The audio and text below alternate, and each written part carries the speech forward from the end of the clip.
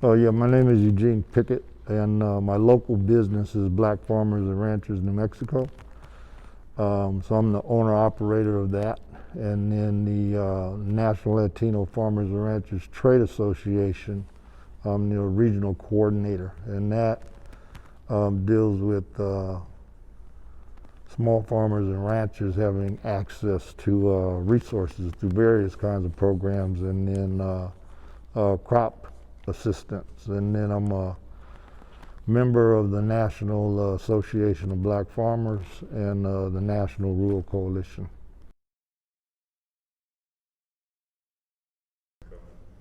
Um, how I got into farming, is a family thing.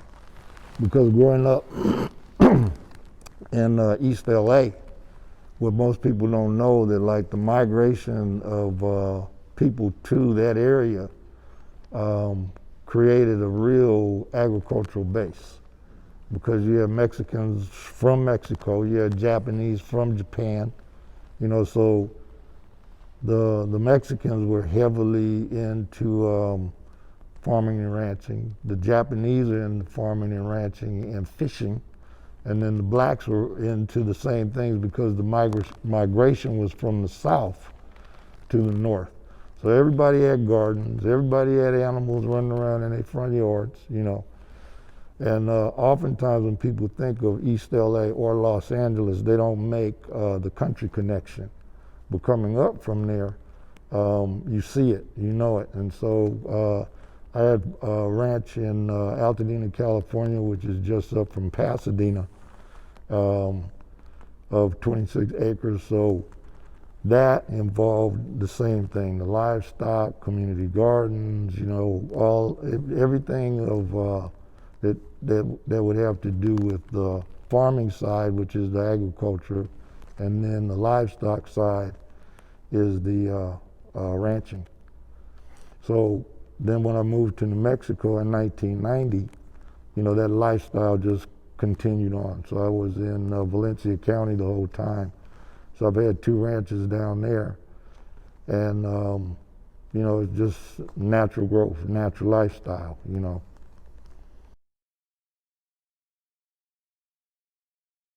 Oh, the whole relationship of people of color, but especially black people, to the land has been an ongoing struggle and a battle post-Civil War, because we come out of slavery. So slaves are supposed to work for the dominant culture, and as a result, if you had land, there was always, practices against us that were discriminatory practices to keep us from being successful in the industry, because it's a huge industry. When you're dealing with horses, that's a part of an agricultural industry. That's, a multi-billion-dollar industry. Cattle is a multi-billion-dollar industry. Then food and food systems is also a multi-billion-dollar industry, because everybody on the planet eats. So the practices that equal getting access to land or getting access to resources has always, been discriminatory against black people. So there have been some major suits that emerged against the United States Department of Agriculture, USDA, because of that, multi-billion-dollar suits. And so the information about what you need to do to have access to the resources, and we're talking about for decades, has been kept away from us. So most recently, even legislation has been put in place and is moving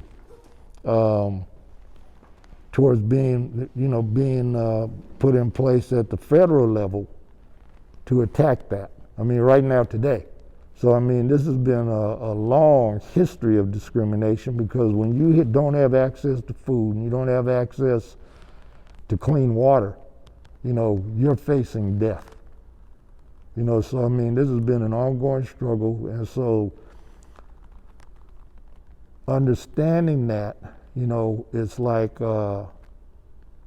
having to connect generationally to advocate for us to have access to the land, so we have access to raising our own food, which then means that like black people got an access point to food, you know, and reaching out to really get the younger generation, you know, to be involved with the process, because the industry in and of itself, black people and everybody else, the average farmer and rancher is like 67 years old, okay?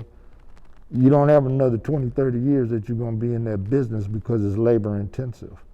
So if young people don't get involved with the business and understand that, you know, you gotta put on more than one hat, because there is legislation, there is policy, you know, because that's where the discrimination, really the fight is, you know, of how you move that forward, you know, because it's not just only the aspect of seed and water and planting in the ground. There's more to it than that, you know. And so we're becoming more exposed to the understanding of how you got to fight on all levels.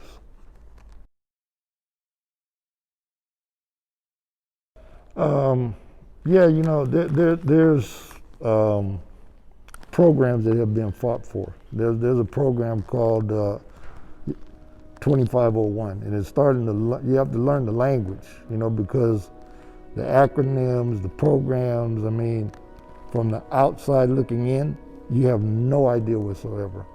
So even for me, who've been in it for quite some time, I really never was dealing with the United States Department of Agriculture. I heard of USDA. You know, when you go in the store and you see over the meat section, you'll see a big sign, USDA. You don't make the connection. What is that? You know what I mean? I mean, is that the vegetables or the meat? You know, no, it's the United States Department of Agriculture. So what happened was I had been a part of some environmental groups in California. And when I came to New Mexico, one of my friends was like, hey, you know, we're gonna finance a group in Albuquerque of land grant heirs. Do you mind going over and checking them out? Well, see, the Spanish have been here since the conquistadores came. So they've been granted land, which equals that it was given to them as a grant of land by the Spanish empires, okay? Now the Native Americans, this is their home. So they always had their land. Now for us, we had to fight for our land. So what happened was, a friend of mine, out of that work group, there was a group up in Oklahoma putting on what was known as the 100 Black Farmers Forum. And they wanted black people there. So this Spanish group was like, well, we got to know some black farmers and ranchers in New Mexico. So they was like, oh yeah, you know, Pickett, you know, he's down there in Valencia County. We should send him out there. So 100 black farmers from across the country came together about 5 years ago to really engage and discuss, you know, the practices that have been meted against us for centuries.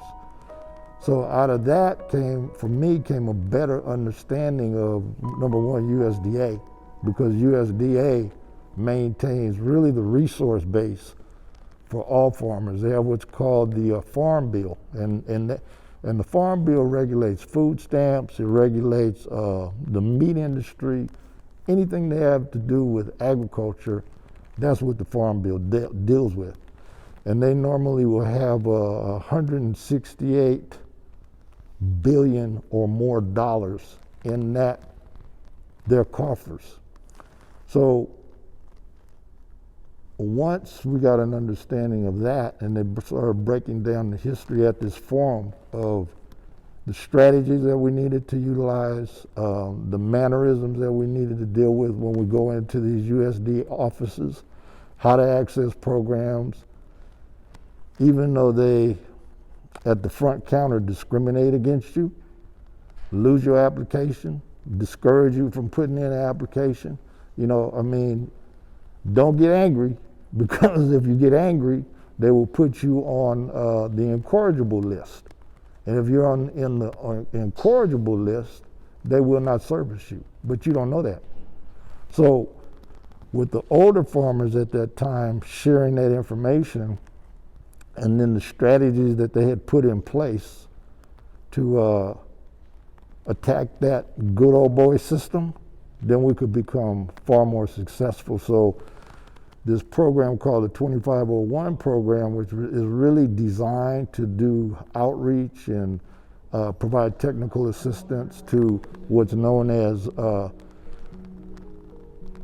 socially disadvantaged farmers and small farmers and ranchers. That's how they categorized women, Native Americans, blacks in that category. So that category became an accepted portion of the language in USDA. Then what they did is they put in place a receipt program that when you go into the office, you're going to get a receipt for service.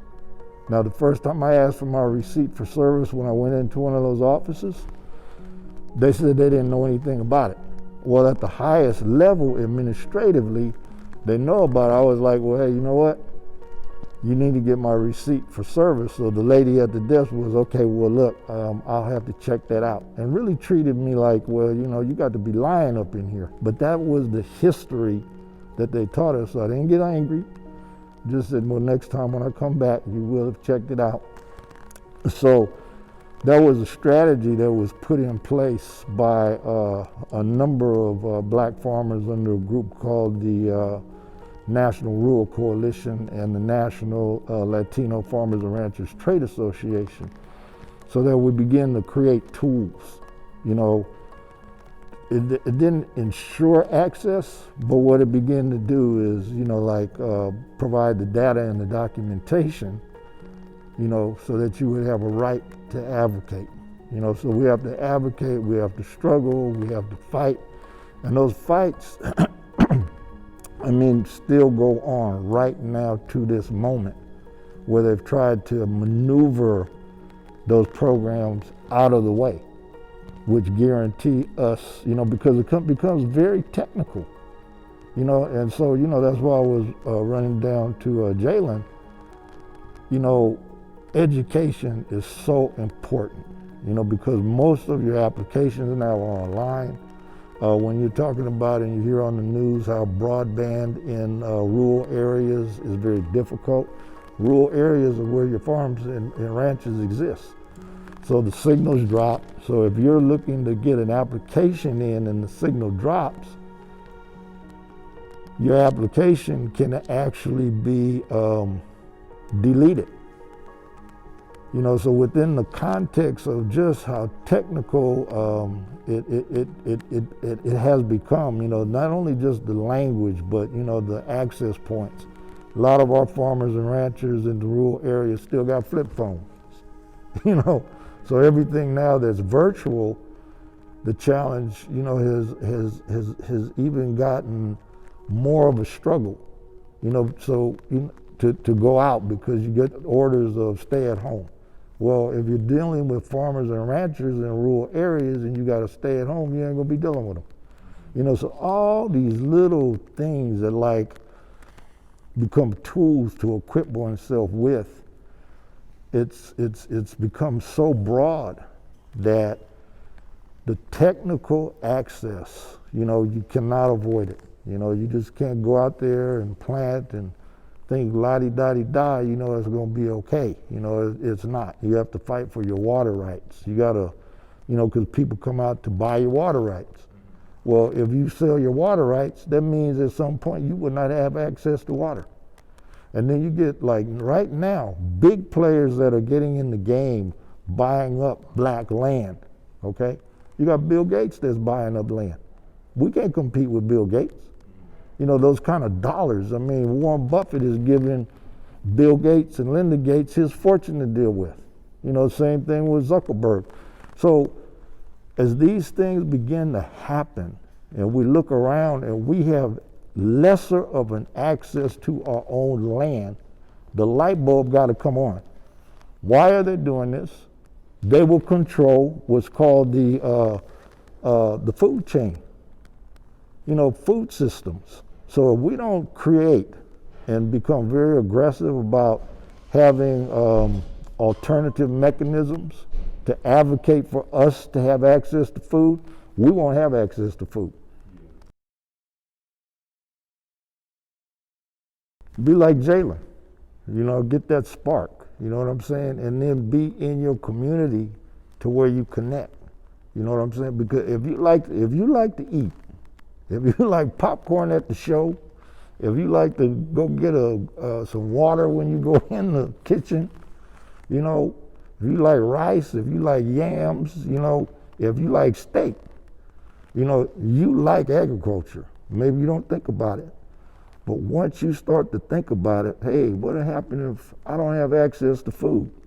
Well, you're not gonna like yourself, because that one thing that everybody likes, the cats like to eat, the dogs like to eat. So at whatever level we enjoy this, and all those things that I mentioned, those are called value-added products. That's what goes on the shelf. But all these things come from somewhere. So if we're not engaged with this, and Jalen has me excited, because it's like one person gets that thought, and then he takes a lead in his generation, then we got to point the finger at him, hey, because he's going to go through things of the learning curve that he will inspire others, because he's taking his time in his family to connect with his grandfather, and his grandfather had to think, who do I know that's like, a black farmer or a rancher? Oh, Eugene Pickett, I know. Let me call him on the phone. Let me hook my grandson up with him. And so, it's those interconnections, word of mouth, and that's really how things, really transpire. And then from our level, because we're down here, we're not at the bottom of the totem pole, okay? But we're at the ground level, grassroots. But this is going all the way up to Senator Cory Booker, who is moving the legislation at the federal level to begin to bring light to these discriminatory practices, okay? So it's like the connection is like from the top to the bottom. So when we're doing like that, and then here locally, I gotten involved with the New Mexico Food and Agricultural Policy Council. So I'm on their governing board now. So this whole movement of equity, when they're talking about equity, they got to look around and find some black people to be sitting at the table. Well, if it's any of us, we got to say yes. And we have to, do our homework. We have to do as much as we possibly can so we have accurate information to make informed decisions. So whether I want to do it or not, I have to play my part. So as we play our parts and we realize everybody eats. Everybody eats. So at whatever level we begin to do this, and then it becomes us who create, like our employment, because we have what everybody knows are food deserts. The food deserts are in our communities. We need to open stores. Because, investors will back the opening of stores, but they don't want to go in our communities because they don't feel secure. So that gives us opportunity, So, business development is accessible, but stores have to be connected to where the product comes from. So there's another tremendous opportunity. So at all levels, this industry that equals agriculture, that equals food, that equals clean water, we have to be engaged. We have to, take the data and say that, hey, you know what?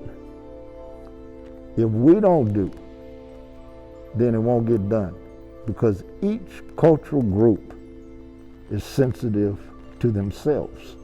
So we have to be sensitive to ourselves. Whatever the thought was to make me accountable to come here, and whatever made me think, oh, there's young Jalen over there, man, I gotta hook him up. I gotta put him on the spot to be a part of the story and tell his story, so that there's a realization of how deep this food system thing really is. And we are blocked out. The information, when we go to conferences and they're talking about how black children in the schools don't eat healthy food, that's on us. So they have the data. We have the least access to health care. We're dying the most with this COVID-19.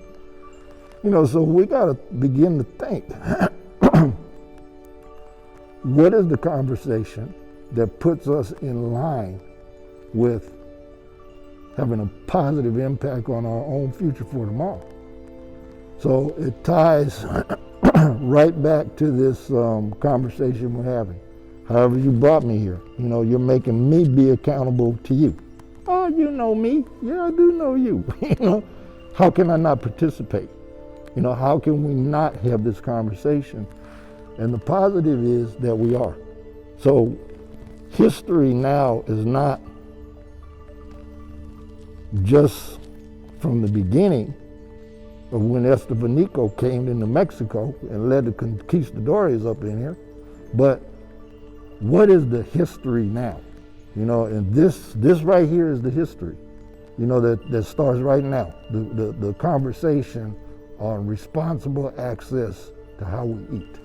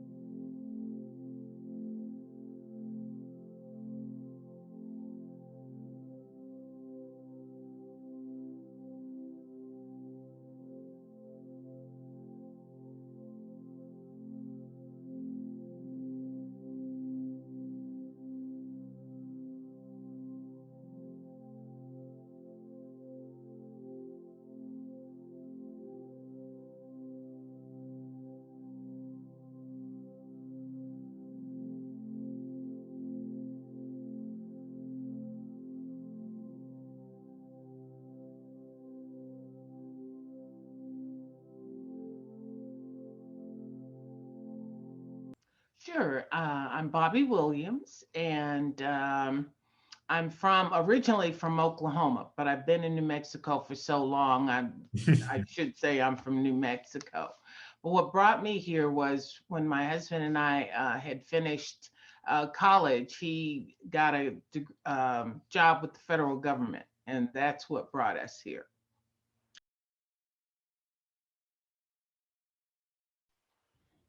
Well, I spent 30 years, actually 31 years at Sandia Laboratories and retired from Sandia as an engineer. I was a systems analyst. I was in IT for a while and in manufacturing.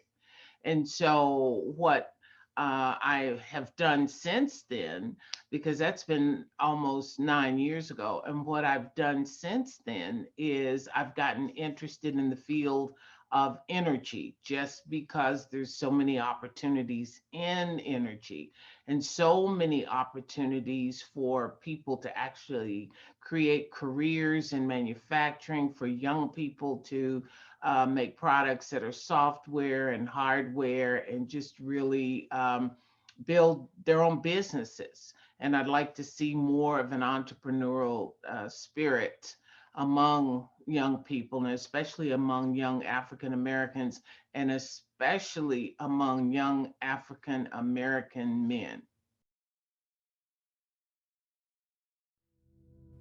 Well, I got into manufacturing actually at Sandia. The last part of my career at Sandia, the last 8 or 9 years there, I was in the manufacturing area. So when I came out, I it wasn't a natural transition when I retired, but um, I got out and I started hearing all the debates around carbon-based energy, around renewable energy, around clean energy. And it seems like there was a lot of confusion among people as to what the differences were among those and the value that each one of those could bring to us. So I was aware of that. Having come from Sandia, I knew all the research and things that we were involved in. And I also knew that from an economic standpoint and looking at larger cities and even some cities that were the same size as Albuquerque, how those cities were thriving and growing because of an economic basis. And I said, well, New Mexico, we have some interesting reputations. We find ourselves last on a lot of lists that I think we could be first on, and we find ourselves at the top of the list that we shouldn't be on at all. And I said, we can do something about that. And what we have to do is really look at what we have to offer as a state. We look at the people that we have here with the talent. And as I mentioned, if we can get young people, and especially young African American people, to start looking at, I want to have a business. I want a business that I can grow. I want a business that I can stay in forever. I want a business that's not driven by the whims of whether or not somebody likes me. In other words, or not likes me, but likes maybe what I produce for them in the way that I cook. So where I'm going with that is, not everything has to be a restaurant, right? Not everything has to be food based, although those are good and we want to keep them because we enjoy our good restaurants and especially our wonderful, soul food. So we want to keep all that. But we want to diversify our thinking about when we start a business and look at those things that have to do with hardware and with software, with making products that say that can be used in an automobile, making products that can be used in an HVAC system, making controllers. Right now in the energy area, we're all about metering, making those electronics that go in, or creating those electronics that go in those meters, building those solar cells, building those solar racks, building those solar poles, all of those kinds of things that are businesses in and of themselves. And the one thing about manufacturing too that I forgot to mention is manufacturing jobs pay better than living wages. They are among the highest paying jobs. So if you have a desire to start a business, you can start a business. You can know that you're going to be able to bring people in, train people, give people an opportunity to set their own course for a career and pay them very, very well. And you do well also as a business owner. Yes, and the field itself is really not new, because we've had energy per se all along. We've had the electric light bulb, we have electricity, we have utility companies. So the field and the possibilities with energy have been there. We have oil wells, right? And so we drill and we need pipes and we need the big forget what they call those units that go back and forth, but all of those things have been manufactured somewhere and they've been made.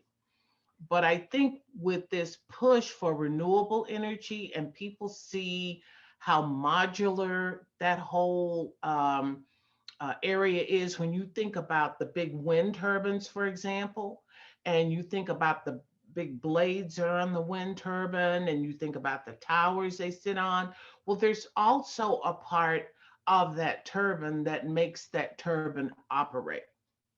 And so there's all kinds of electronics in that control that. That's another thing that has to be manufactured for those turbines because they're so huge and so tall. To repair and monitor them, we're using drones. Mm. So we're having to develop drones. Well, the drones need a lot of software because they've got to be able to capture data and they got to be able to transmit data. So just a lot of things are going on now that just makes it such an interesting area to be in. Mhm. But what's really, really happening is emerging economies, South America, Africa, India, are actually coming into their own, especially in their rural areas. And for us here in New Mexico, also in Mhm. rural areas where they need energy systems. Um, for example, I was watching something about the Sudan, I believe it was, and they're in the midst of a drought. And so they're not getting the water that they need for their crops and for their animals. So they're having to go to a river and haul all that water back um, to be able to feed them. Well, if they had a distributed energy system, if they had some means to capture the sun or the wind or whatever, create electricity, be able to pump that water into their villages, that would help them. Mhm. Also, you can create and support a lot of micro industries in in those countries by being able to provide energy. A lot of the people in those areas just don't have the electricity that they need in order to be able to build other kinds of businesses, not just energy manufacturing, but others. So the demand is increasing. Mhm. And because we're changing from fossil fuel to renewable types of energy, we are opening up, I don't want to say Pandora's box because that has a negative connotation, but we're opening up the world to people. So Mhm. the opportunities are there to create all kinds of products to support um, those industries. Mhm.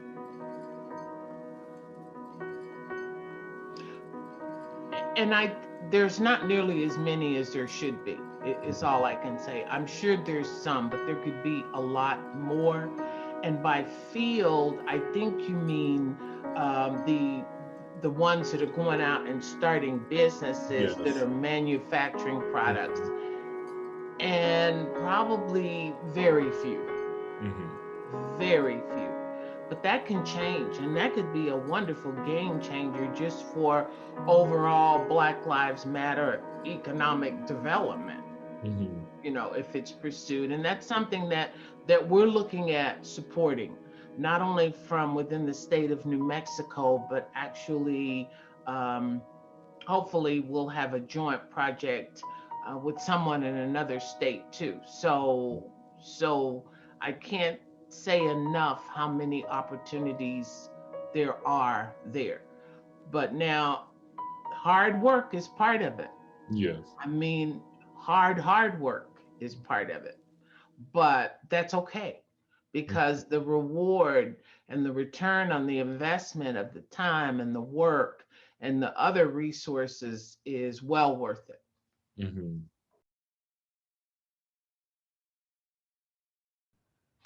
And there has been discrimination. You're Mhm. right. Because when you make the products, somebody's got to buy them, right?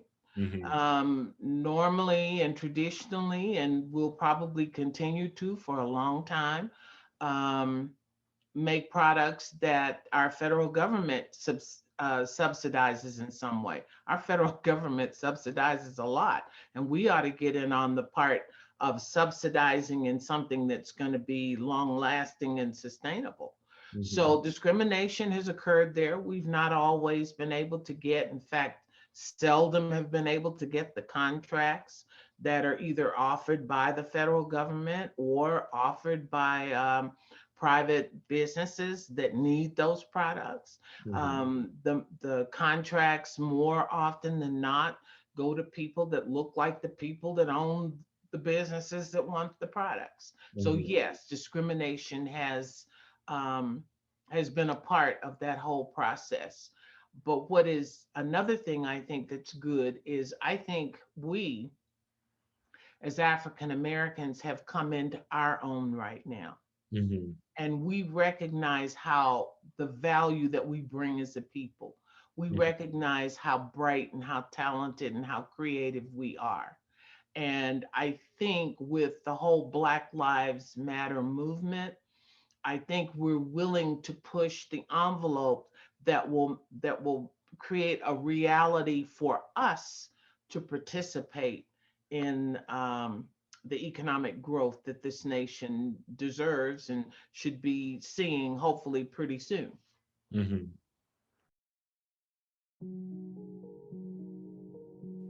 Well, I think we do it a number of ways.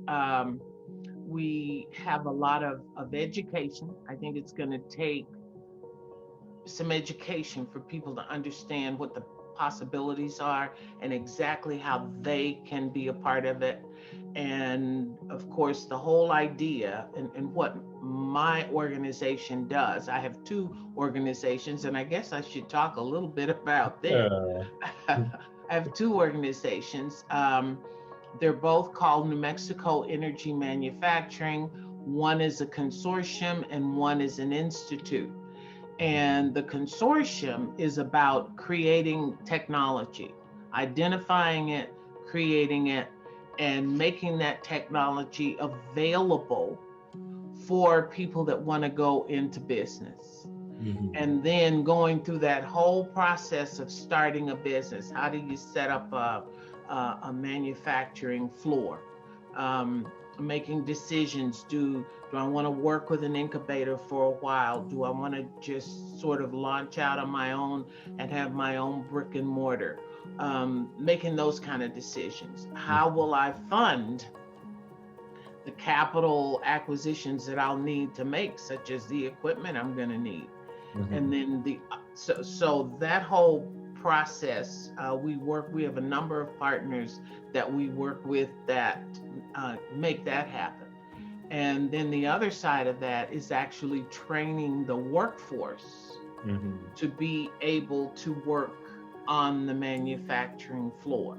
And Mhm. essentially, for these, you start a business, you've got a business owner, you've got an engineer, Mhm. someone who's designing and developing your either your processes, improving your products, and so forth. And then you've got people who are actually making that product. Mhm. And so those three people all need special kinds of skills, special kinds of not necessarily backgrounds, but certainly special kinds of commitment because it takes a lot of commitment to stay with this. So making sure all of those people are nurtured and are developed as they need to be so that that business is sustainable. Mhm. And then the other organization, so that's the consortium. And we have a project. Our biggest project is called the Advanced Technology Cooperative, which is a collaborative effort between Sandia Labs, Los Alamos Labs, New Mexico Tech, UNM, New Mexico State, for developing some of the technology. And we Mhm. look for inventions too. There are people that have some wonderful inventions that already come with the idea of starting their own businesses because they've invented something. And so then they get the support of how to set a business up, how to pay for the business, where to get their workforce from, and the likes. Now, the other organization is the Institute, because we feel that once you have people out there who are starting businesses, you just don't throw them out. You make sure that they have support all along. Mhm. And so the Institute is about building that community of support for those folks. Mhm. And so that's kind of how we operate.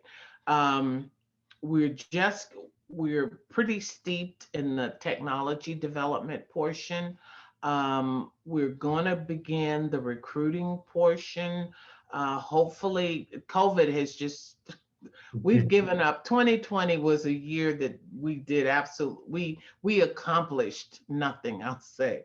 Yeah. And hopefully by this summer we'll have things in place where we start to do some recruiting for this. Okay. I'd say learn as much as possible. Another thing that we want to do is, since manufacturing is not a household word, especially here in New Mexico, Mhm. we want to work with K through 12 folks. In fact, right now, we have an art contest going on in our organization, and we've just completed that because there is a strong connection between art and technology. It's the Mhm. creative aspect of it, and it's really the I'll say the mathematical balance of just the visual portion, things being in balance and so forth. So it's a part of the whole STEM process. You've heard of science, technology, energy, and mathematics. Well, there's this thing because the art comes right in there too. So we're supporting that. And what we want to be able to do is, and the contest was open to high school and college kids, and we want to be able to inform and educate in means like that. And then we have some other activities that we're planning as well that are unusual kinds of things that we hope will draw kids in. Okay, that's wonderful. And just last thing, I don't think I asked it earlier. Where did you go to school and what was your education? I went to undergrad and at Mhm. Oklahoma State University in Oklahoma, and I got a bachelor's degree in chemistry. And when my husband and I moved here, I went to UNM and I got a master's in mathematics.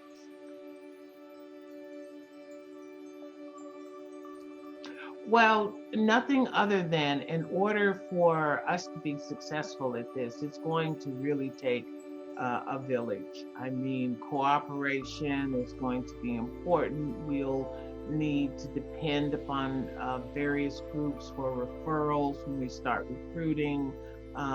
Even in some of the technology and support areas, we're going to need to have people come alongside us and work with us. So collaboration is the key to making it happen. Essentially, I think I've not what I've tried not to do is make that an issue, because I feel what we're going to have to do, since we're trying to build an infrastructure, essentially that's what we're doing. We're building an infrastructure. We as an organization, we don't make anything. We want to put all the right pieces together to make sure we can support manufacturing in the state of New Mexico. So having done that, you realize we're a very small portion of this population. So I went into it extremely naive, I'm sure, thinking, I know we don't live in a colorless society, but if you promise not to mention my color, I promise not to mention yours. And so as a result, our groups are made up of all colors of people that have come together. And the value I think that has is it allows people the freedom to create the basis that we need to be successful in this. However, I realize that we've got to have an extra special means of bringing, in my case, African Americans into the fold to take advantage of this so they don't miss out on this. But the being African American, maybe it's been an advantage because people say, "Who is this stupid lady who thinks she can do this stuff?" And they've just been tolerant of that. I'm not sure what it is, but